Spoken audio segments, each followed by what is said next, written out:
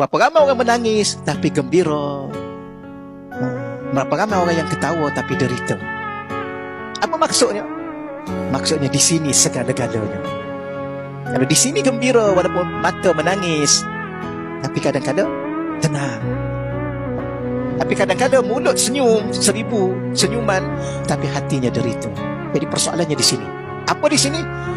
Hati dengan Allah. Letak hati dengan Allah. Allah, Allah, Allah, Allah, Allah.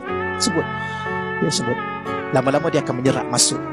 Sehingga dia akan menjadi dengan sendirinya. Kalau kita tak sebut pun, dia akan sebut Allah, Allah.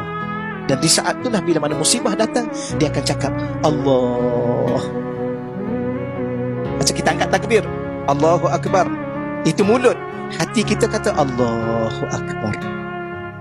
Bila mana kita sujud, Allahu Akbar, kita rukuk, Allahu Akbar, hati kita akan sebut Allahu Akbar. Di luar solat, kita berdepan dengan kehidupan, ada satu musibah, hati kita akan sebut Allah ada dengan kamu, Allah ada denganmu.